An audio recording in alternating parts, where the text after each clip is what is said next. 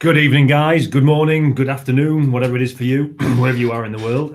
It is, excuse me, it is evening here as we start this week's Kitesurf question and answer session. It looks like I haven't put my teeth in properly today, so we'll see how the speaking goes. Not going too well for the start. Let's hope it improves over the next hour. As always, guys, same format. If you've got any questions, stick them in the chat. I will get to them as soon as I can. We have got a few things that I want to go over beforehand, a few questions and a few other bits and bobs. So it gives us a bit of chance to get some questions in the hopper. I will keep answering the questions until they either stop coming or it hits 7 o'clock UK time. Back in the UK for the moment, next few days or so. So if it hits 7 o'clock or when we run out of questions, that's when we finish. So just keep the questions coming. As long as there's questions, I'll be answering them.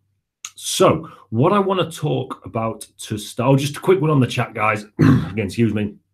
If for whatever reason you ask a question or you put a comment in the chat and I don't get to it straight away, it may be that sometimes the chat just doesn't appear. So just hit it in again and I'm sure I'll get to it. You know, if you hit it in twice, 3 times, if I keep missing it, just keep putting it in, it will eventually appear. As I say, YouTube chat, we used to have this problem massively on Facebook. It's not so big a problem on YouTube, but it still does happen sometimes. So yeah, just don't think I'm ignoring you. Just keep putting your question in the chat and we'll come to it when we get there. So what I want, we had the camp last week. Awesome week, really good fun, some amazing conditions, some amazingly brutal conditions, some amazingly good conditions, a real mixed bag.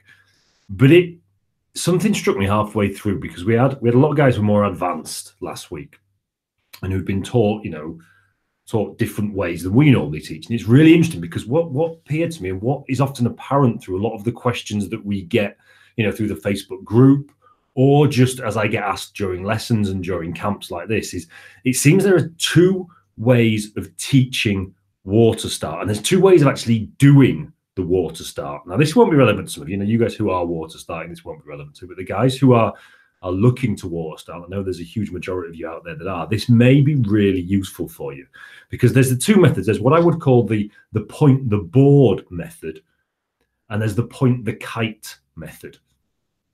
Now, the point the kite method is the one that I talk about on our other YouTube video, I can't remember what it's called, the definitive guide to water starting or something like that.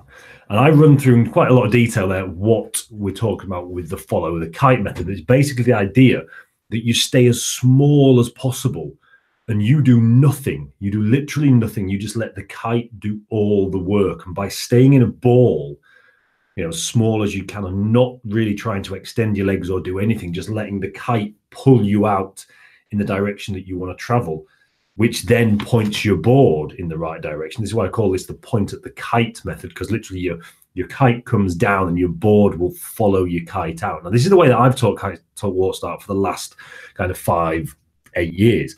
But what strikes me is that, and again, when I first started teaching water start, it was very different. We all used the point the board method. Now, this is very different. What this says is basically just fling the kite as hard as you can realistically, and all you're going to do as you come up is point the board downwind, which often means extending the front leg, which is great. And it works. There's nothing wrong with this method. It gets people riding really, really well. The downside of it is that you often don't have much control over your speed. You tend to come up like a bullet being shot out of a gun, whoomph, and you're up. And then you're scooting off downwind and you lose 10 yards downwind before you even know what's going on. Why? Because you've come up and you've stood up. So you've really extended that front leg. And in the process of doing that, you tend to stand up. Now, what this means is that you're tall. So you've got very little room to resist the kite now. And the kite's come down with a lot of power because it's had to, because you've stood up. So principle of leverage states that you're going to need more power to come up because you're a longer object than you would if you stayed small and used the point of the kite method. So this is kind of the 2 different ways that we would talk about kitesurfing. And it didn't think, because one of the chaps on the camp, Jimmy, came on and he'd definitely been taught the point the board method. And he would come up, and the problem was it was quite onshore, the wind at the time. So we were trying to water start in what was a very small space. And he was using the point the board method, coming out like a cannonball being shot out of a cannon. and was losing all his ground downwind because he only had maybe 10, 20 meters to play with, and was lost that and was back on the beach before he'd really gained control. Why? Because he'd stood up on the board, he'd flung the kite down. He was quite a tall chap anyway, and he'd zipped off downwind at 500 miles an hour. And by the time he was back in control, right, cool, I'm ready to ride this out, he was back on the beach. So what we did was we took him back and said, okay, let's try the other method. Let's try the point the kite method. So we slowed everything down. We really, really crunched up into a ball. I said, look, don't worry about pointing the board at all. All you're going to concentrate on is keeping your body as small as possible, keeping your knees bent, your shoulders forward, everything curled up as small as you possibly can. And then you can fly the kite a lot less. You don't need anywhere near as much power. So you're going to come up much slower. And yeah, you may well stall. You may well come up and then sink a little bit on the upstroke and then start again on the downstroke, and you maybe just keeping above the water. But what it means is that you can point upwind much, much quicker. You can point upwind literally almost as soon as you're out of the water. Why? Because your kite has pulled you around and you are up, you are low, so you're resisting, well, you're not resisting the pull of the kite, but you're not being pulled over the front. You've not got all your weight onto the front foot. You're much better able to control your weight distribution over the board. So for you guys who are struggling to water start, this is a really, really interesting way of looking at it. You've got these two different ways, and ask yourself, which are you doing? And the easy way to tell is, are you coming out and feeling for the first sort of 5 seconds of riding, whoa, what's going on? Humph, as everything just disappears and you get shot off and glide off downwind? Or are you coming up nice and slow and having loads of time to think about it, and maybe not having enough speed, stalling, starting again, stalling, starting again, but generally being in control? Now, I'm not saying necessarily one is better than the other. Both have their advantages in certain situations. But if you are struggling, as I say, the normal method that it's taught is this kind of what I would call the point the board method, where you point the board downwind and then follow up with a huge kite stroke and get slammed off downwind again, which can work on flat water and with loads of room. There's nothing wrong with that. That's great. It will get you riding, which is actually all we want at the moment. It's all we care about. If you are struggling with that, if that's where you've been taught and you're struggling with that, try the other method. Try the point the kite method. And the key to this is you will be lying in the water thinking, yeah, I've got my legs in, I'm crunched. I guarantee you are not. Reconcentrate on that, refocus, and get it in even further. You're literally looking to have your I can't show you on this one, I don't bend far enough for that, but your shoulders in front of your knees if you can. So your head is craned all the way around. You're as small as you possibly can be. Your shoulders are in front of your knees. Your board is right up. So you are literally the smallest you can possibly be.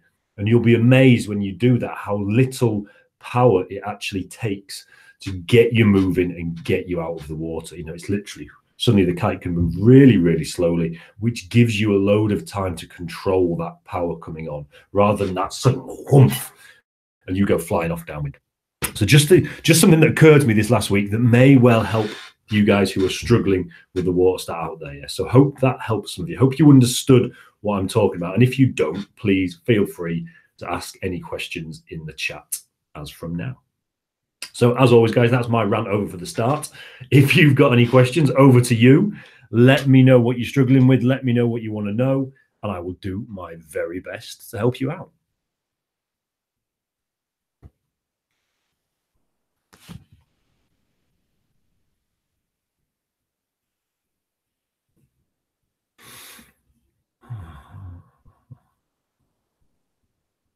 Check I've got the right pages up in a minute.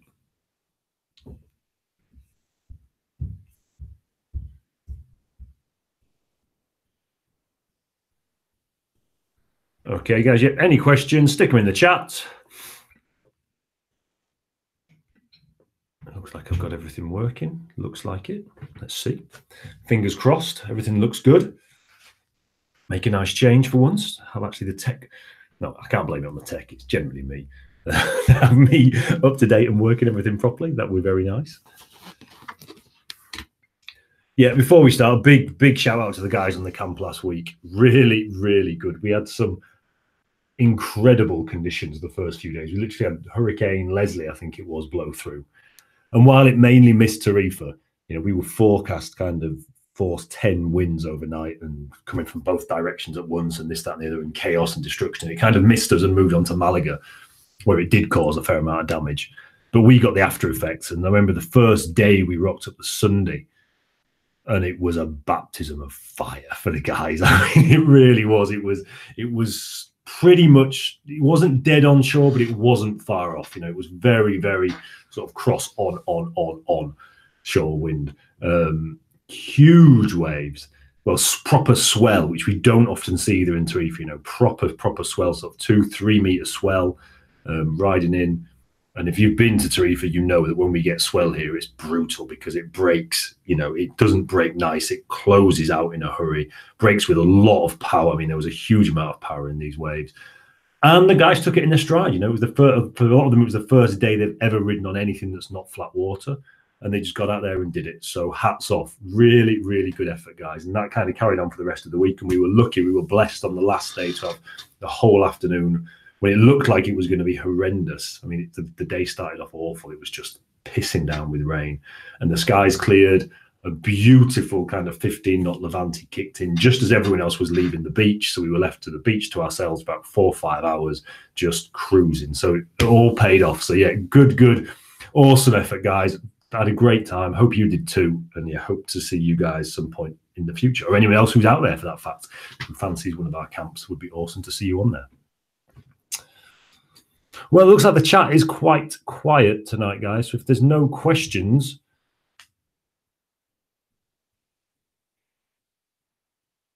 let me just check I'm not checking the wrong chat box. That has happened before. No, it looks like I'm on the right one.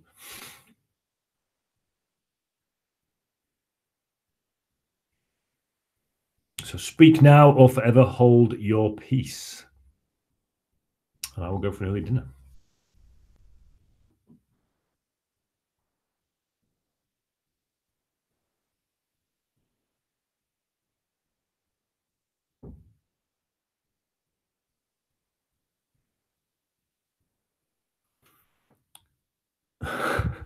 I'm not going to attempt to pronounce your name there. But discuss progression time. Time from water starts to wave riding. Massively depends. Massively depends. Depends on your personal ability is one thing. Depends how much coaching. Hi, Romain. How's it going, mate? How are you? Depends how much coaching you're going to get in between. Most people, once they're kind of water starting, they give up the coaching, which for me is a massive mistake. For some reason, it's kind of ingrained into us kite surfers that once you can ride, that's it. You don't need teaching anymore. And, you know, for me, nothing could be further from the truth. The coaching that I've had in kite surfing has been the most mind-boggling shifts that I've had. You know, literally overnight, I've learned things that, well, no, literally in a second, I've learned things that I've been struggling with for weeks and months and years. But for some reason in kite surfing, I think this has a lot to do with the IKO because they kind of left their coaching, right, you can ride, there's no more levels of IKO. And schools weren't quick enough to catch on to it, in that now suddenly when people water start, think, well, that's me done. I don't need any more coaching. So I would suggest if you're looking to get really, really fast, and a coach is an essential thing to make it faster. Conditions will make a huge difference as well, especially getting into wave riding. Are you going to have nice waves? Are you going to have chop? Are you going to have, you know, the kind of brutal closing out waves that I was talking about? Are you going to have flat water? What kit are you riding? How fit you are? How often you can get out? So, I mean, it's difficult to say. I mean, if you were getting out every single day, if you were nice and fit, you know, and you could do kind of an hour or two a day, 5 days a week, let's say, and you lived in somewhere with good conditions, you could do it very, very quickly, you know, literally in a matter of a month or so, I would have thought. For most of us, that's not the truth. Hi there, Alvaro, how are you, mate? That's not how it works. You know, I mean, you get good days, you get bad days, you get days when you're not so good, you get days when, you know, you might get injured, or, you know, you might have not slept properly or whatever, so you just don't rock up with that full zest and energy. It's really, really, really difficult to, you know, I know some people who've done it in a month. I know some people who've done it in 10 years or have been riding 10 years and still haven't managed it. So even in terms of like hours on the water, it would be very, very difficult to say. You know, again, some people would take 100 hours to get there. Some people might take 1,000 hours to get there, depending on all these other factors. Another one depends on how motivated you are, how much energy you rock up at the beach with each time. If you rock up at the beach with 100% energy and motivation and dedication each time, it's going to be a lot quicker than someone who rocks up at the beach. Oh, yeah, cool, I'll go and mow the lawn again. You know, and it's all these different factors that I would say will factor into that. So it's a really, really tough question to answer that one.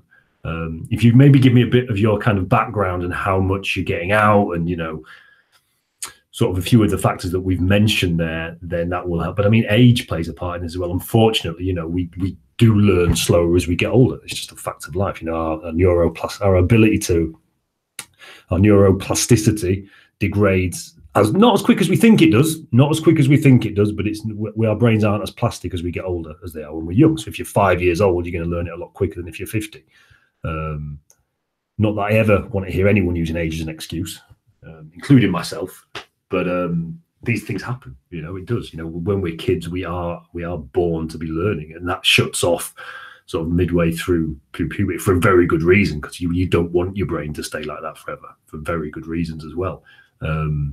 So there's all these different factors that play into it. So it would be impossible for me to say, oh, 6 weeks. It's just not going to work like that. You know, the biggest factor before we even start to anything else, the wind. How often do you get wind?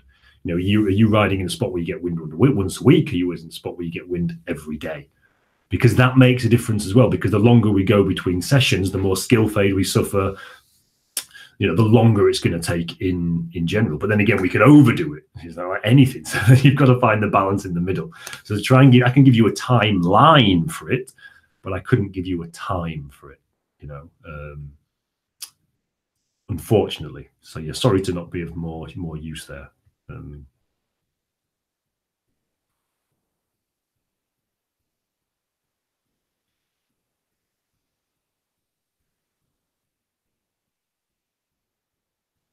Okay, perfect. Well, I would say then in that case, you know, if you're at that stage, you've got riding at wind in 20 hours instruction here and there. That's fine. Yeah. What you're going to find is your progress really is then getting that consistent riding upwind. That's your first goal.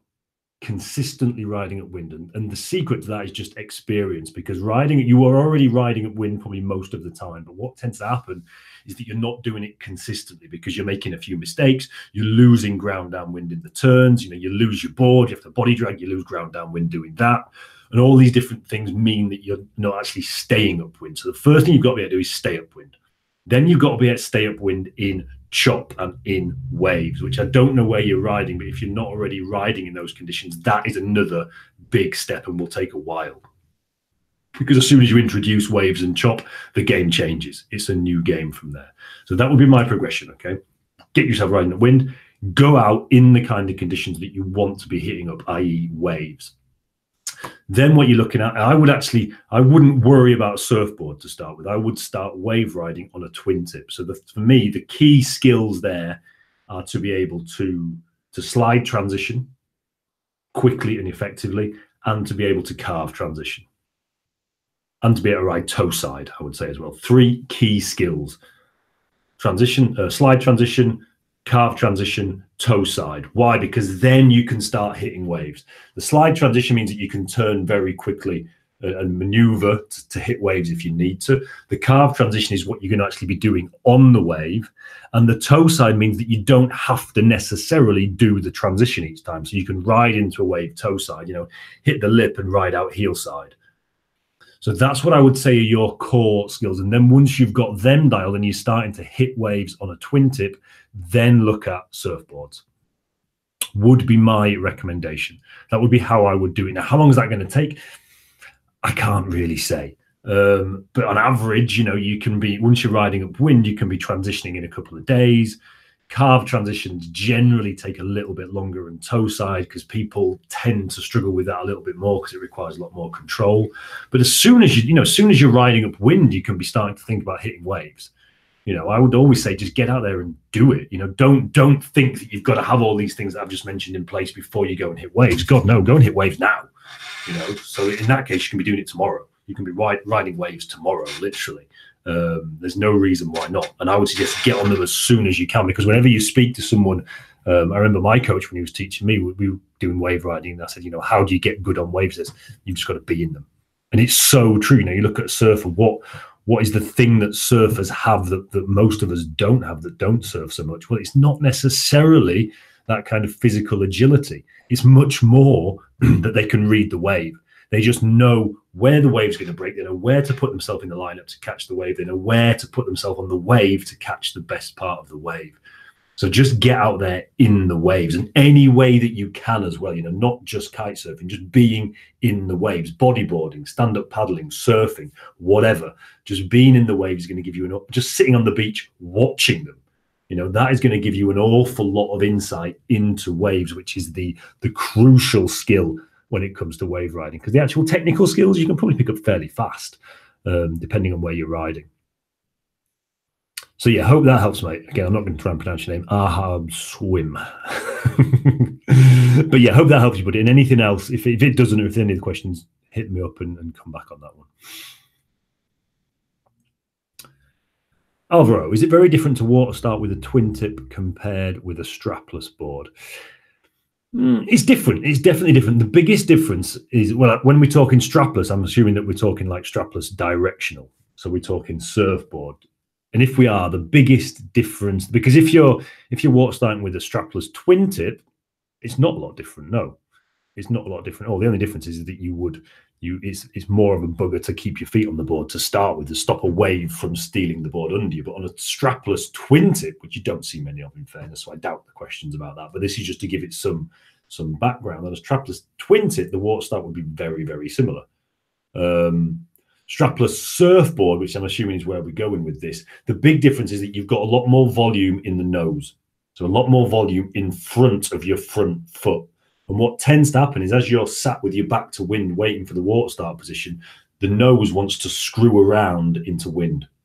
So you generally, as you water start, need to be pulling the back heel in and pushing your front foot away to keep the board straight, to keep the board perpendicular to the wind. So that is the biggest, that's the biggest difference for the water start, I would say. Apart from that, it's fairly straight, it's fairly similar. The other difference I would say is that you can afford to have a lot more back foot involved on a surfboard, because you've got generally three or four massive fins at the back, so you don't skid out as quick. So you can really come up with an awful lot of back foot pressure and kind of kick the board to make it grip. But again, whether you'll be doing that to start with, it's just a handy tool if you overpower yourself in the water start, that one. But yeah, the biggest difference is the way the twin tip will screw around into wind.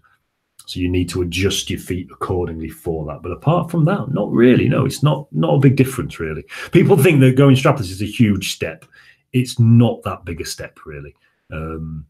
Starting light winds, starting flat water, because the waves are your biggest problem in strapless, because they just steal your board, and that's the biggest ball ache, really. But the actual technique, you'll be surprised how quickly it comes. Riding is different, but it's not totally alien. It's not like going to a foil board, which is like a new sport. Riding a surfboard, you're just much more stood up. The board rides much flatter than a twin tip. A twin tip, you really engage the edge and you ride off the edge. A surfboard, you still do, but it's nowhere near as pronounced. So that will be the biggest mistake, the biggest thing that we see people doing when they start surfboards, is they try and ride like a twin tip and they ride it super aggressive. So they're jamming the edge in and they're exhausted because the board's bouncing around like a bucking bronco. They're unable to hold the edge down because it's a fat, soft rail, and they're just knackered. No, this just doesn't work. You ride it slightly flatter, you engage the fins more, and it's a lot easier. It glides.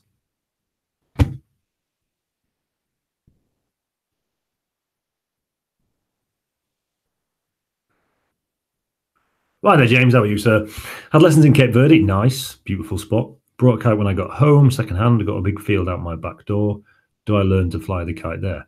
My answer would be if it is perfectly safe. Checking, obstacles, electricity lines, pylons, things like that. Whose field is it? What's the wind like? Often inland, the wind will be gusty. That's just a fact of life. So that would be something that I would be wanting to check out first, depending on how big. I'm assuming if you've bought a kite to ride, it's sort of 9, 12 meters, something like that. So it's going to be a fairly big kite. So I would want to take it out first off in fairly light winds just to see how gusty the wind was. I would also ask how far you got on your lessons, and how confident you would be in actually doing that. Often, in most cases, not in all cases, because some of us are very gung-ho, but in most cases, your gut will tell you on the day, is this a sensible idea? Or am I doing something stupid? And if you've got that I'm doing something stupid idea, then no, I'd suggest go back and get some more lessons. If you're perfectly happy with putting the kite up and you know exactly what you do with the safety systems, and you know how to get out if it all goes wrong and how to land and launch it, you can have to self-launch and land that, or you've got someone to help you do that, go for it, absolutely. If you're not happy with those things, I would caution you about that. Just mainly because of this big field and gusty winds. That's the main thing that I've seen. And it might not be, it might be perfect wind. This is the thing I can't see your field and tell you. Huge, what you are looking for basically is a huge open space, no obstacles, nothing to get the kite wrapped around, nothing to cause updraft or downdrafts or wind shadows or things like this. So you don't want it surrounded by objects, i.e. houses, trees if you can. So i.e. a flat field on the top on a plateau is perfect because the wind's going to hit it quite clean. With loads of space, no one else around you, and plenty of room. So that's what you would be looking for. And then you're moving down from there, you're moving down with the scale as to the more risk, the less it's like that, the more risk you're kind of adding in with the environment. So again, I would just look at that and ask yourself, how comfortable I am with doing this? How well have I been taught in my lessons? Do I know how to do a safety procedure? Do I know what happens if the kite gets wrapped around a tree? Do I know what to do if there's no one here to land it to? Do I know what to do, how to launch the kite? So those are the kind of questions that I would be asking myself before you think about that. And as well, how gusty is the wind? An easy way of telling that, if you've got a small trainer kite, to put a small trainer kite up, and if it's kind of zipping forward and then falling back and then zipping forward and falling back, it's going to be gusty. If it's quite stable in the air, if it's quite steady, then it's not that gusty and it's probably going to be fine, or it's going to be better. Yeah. So the other question I would ask you on that one is, how confident are you in picking your kite size? By the end of your lessons in Cape Verde, were you able to go down the beach and say, yep, it's 12-meter weather? Or no, it's 6-meter weather? Because that is a crucial skill when you first start out, especially if you're going to start out on your own. It is a crucial skill, knowing which kite size to put up. So that's what I would be asking yourself.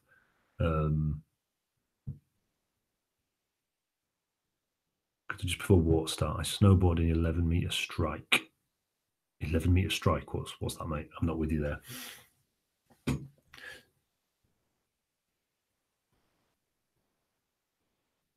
And I say, if you snowboard, great, that's going to help your board skills, but it's not going to help your kite skills.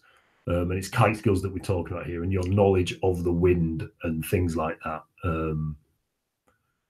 I ask you again, how confident are you with it? That's got to be the true thing. And if there's any doubt in there, I would suggest don't bother. My kind of how we leave our camps, at the end of a beginner's camp, we're like, right, what kite are you putting up today? And that is kind of our mark of someone who's got it by the end of the week. Right, it's a 12-meter weather. Yeah, cool, great. Because that's the decision. If you're in 6-meter weather and you tell me I want to put up a 12, well, there's a problem there. I would rather you go the other way. You're in 12-meter weather and you tell me you're going to put up a 6. Yeah, fine, great, do it. Because then at least you'll know when you put it up and I'm underpowered. So these are the things that I would be asking, especially when you're doing it on your own. I always err on the side of caution. These ones, I know I do. Simply because of the training that I've had, I suppose, but also with good reason, because I've seen a hell of a lot of things go wrong at that stage. So yeah, I would be asking yourself a lot of questions at that point. Not saying don't do it. I am not saying don't do it. You've got to learn somehow, but be safe.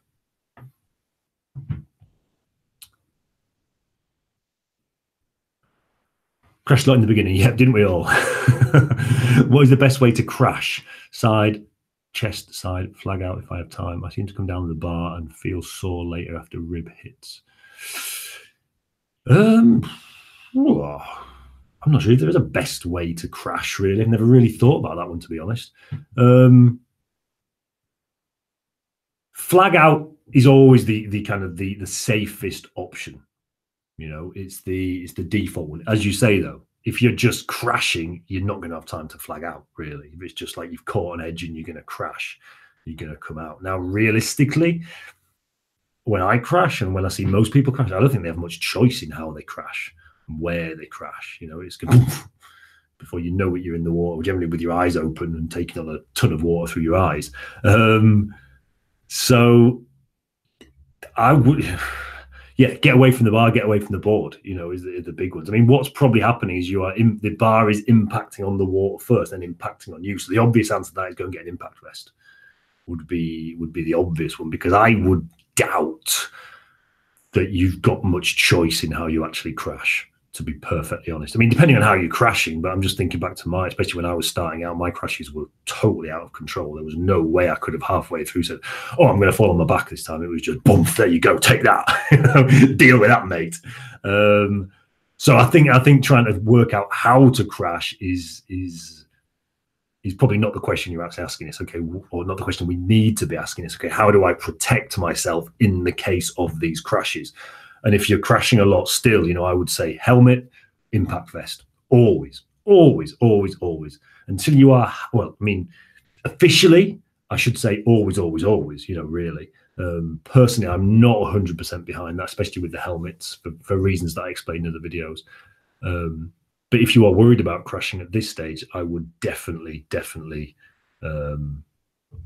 be talking about impact vest, helmet. You know, it's a no-brainer at that stage. If you're crashing a lot, if you're worried about getting hurt, worried about the bar hitting you and things like this, get as much armor on as you possibly can at that stage. And then you don't have to care, you know, then you don't care about how you crash. You're just going to crash. You're worried about, okay, where's the board? Where's the kite? What am I doing with these things? It's another thing that you can eliminate from your brain, which is already working into overtime at this point. So yeah, again, not sure if that helps you much, mate, but if I've missed the point there entirely, just again, let me know in the chat at the bottom. James, I'll go to Troon and get more lessons. I probably would, mate. I mean, this is just my, again, I am overcautious on this. I am. What I would do is say, go to Troon and ask your instructor on the beach, look, okay, I want to go down here. I want someone here on the beach. I don't want you to tell me anything, and do as little as you possibly can so I can see how independent I really am. Because as instructors, and because, you know, this is what we're paid to do, and it's what we get our feedback on, is how helpful we are on the beach. We tend to be overly helpful.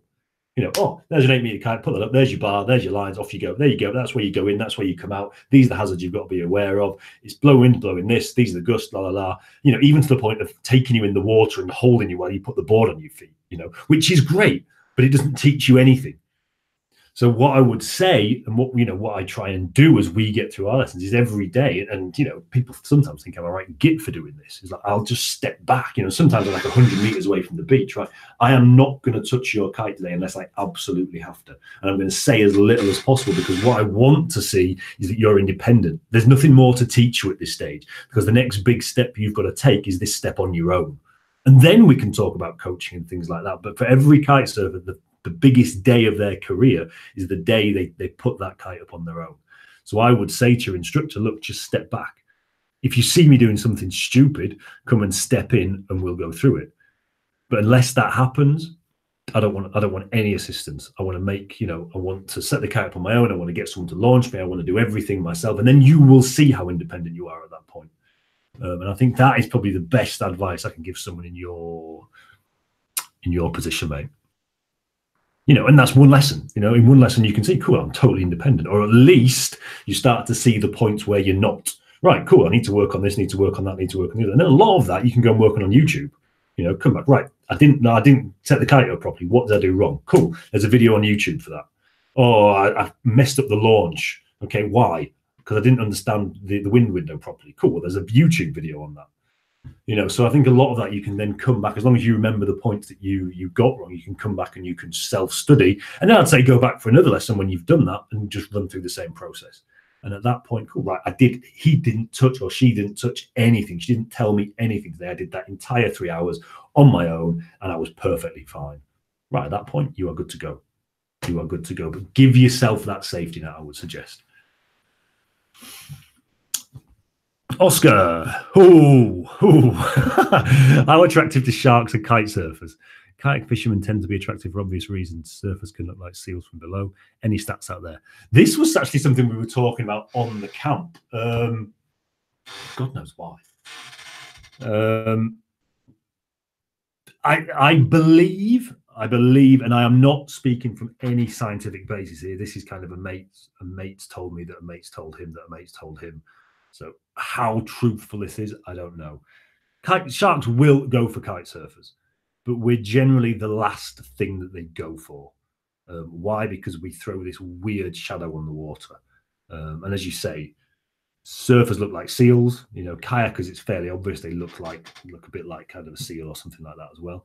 Kiters don't really look like that. Now personally, I've never heard of a kite surfer being taken. But I'm not looking either. I'm not into those kind of things. Whereas you do hear about a lot of surfers being taken. And obviously the difficult thing with shark attacks is a lot of them don't get classed as shark attacks. They get classed as drowning at sea or or whatever. So we don't actually know the full cause of the stats. But it's not something, you know, and I would have thought living in Tenerife and sort of spending the last 13 years there, if it was something that happened a lot, I imagine it would be something I would hear quite a lot of. And it's not. It really isn't. It's not something that I hear much of at all. So I would suggest probably not massively attractive. That's what I'm going to tell myself anyway, especially next time we're in Cape Town. But I don't think it's a big concern with kiters, to be perfectly honest. Again, I may be totally wrong there. I am basing this on the fact that I don't hear much about it. And I would expect to, living where I live. And the amount of people, you know, the amount of people that would talk about something like that. So I'm going to say not very attractive.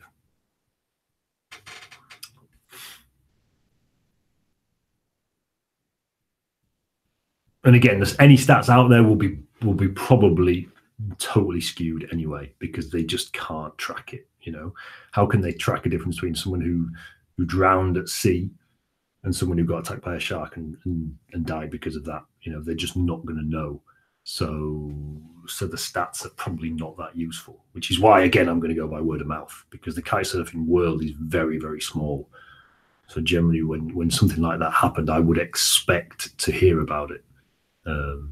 Just on Facebook, if nowhere else. So I'm not saying that I'm, you know, central hub of the kite surfing community. It's just that sort of thing travels in this world, and the kite surfing world is very small.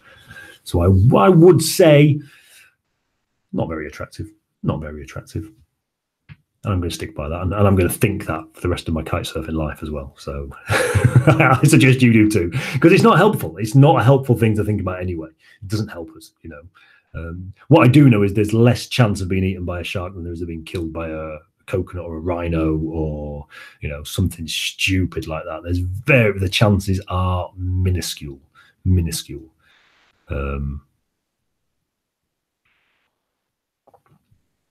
You've definitely got more chance of being killed in your own kitchen or being killed crossing the road, for sure, for absolutely certain. You know, your chances of being killed by a shark, even when kite surfing, are minuscule.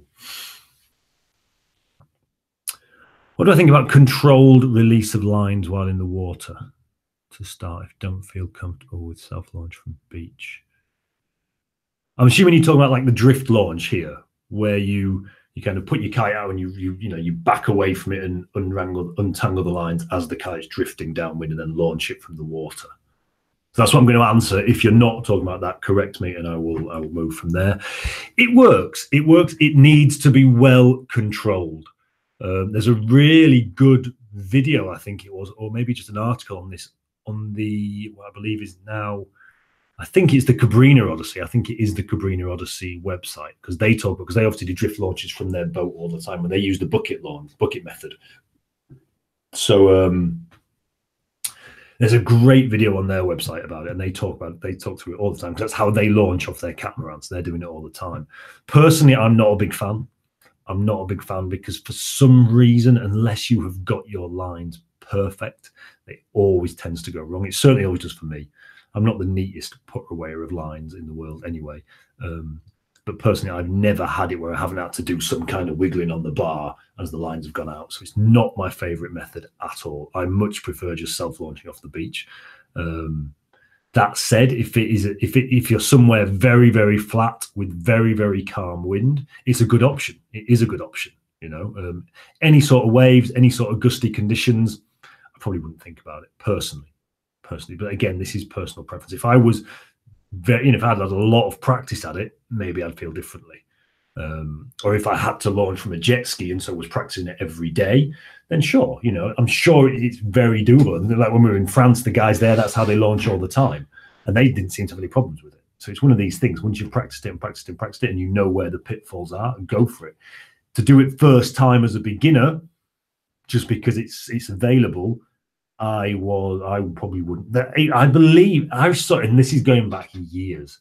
The Cabrini Odyssey. It's the catamaran that travels around the world, and you know you can buy timeshares on it and go kite surfing off it in remote islands and things like that. Now it might at the time have been the best Odyssey. It's now the Cabrini Odyssey, but I think it's the same website anyway. I think. I have a feeling that I kind of republished it on our website as well at some point. So I'll try and dig that out. If you can't find it, send me an email and I'll try and dig it out. But I imagine if you just type in maybe bucket launch kitesurf kite into Google and see what, I'll do it right now, see what comes up, because that would be,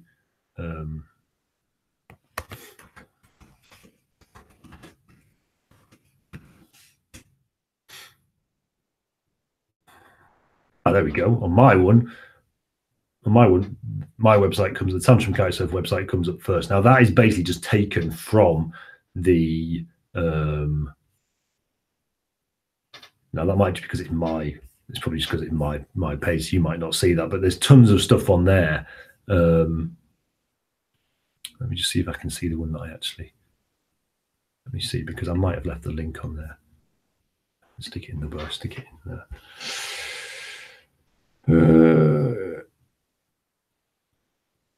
Here we go. So this is, let me stick it in the chat. If I can find it. Here we go.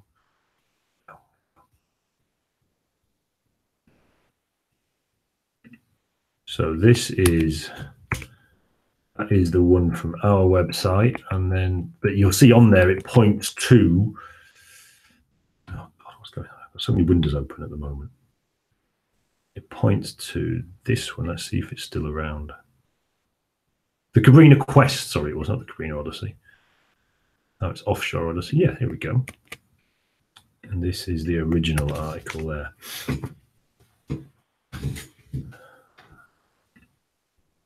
So yeah, they should have all the pictures on there. Yeah. And that was a really good kind of demonstration. And as I say, there's probably, I mean, this is 2004. I'm looking back now. So there's probably a lot better ones on YouTube as well. And there's probably a lot more recent ones on YouTube. But I know these guys do it every day. I like the way they explain it, because it's a really, really simple method of explaining it. So you have a look at them, and that should help you out from there, mate. No problems, sir. Okay, any more questions?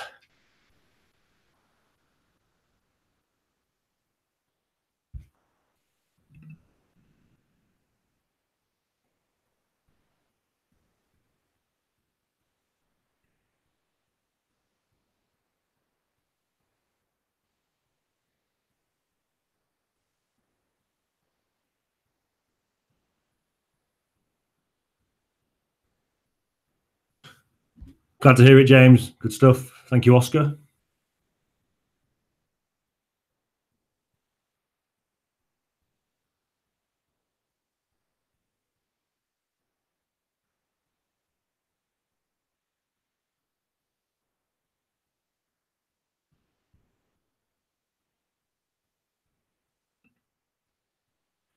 Okay, guys, if that is it, another few seconds in case there's a bit of a delay. But if there's any more questions, stick them in the chat.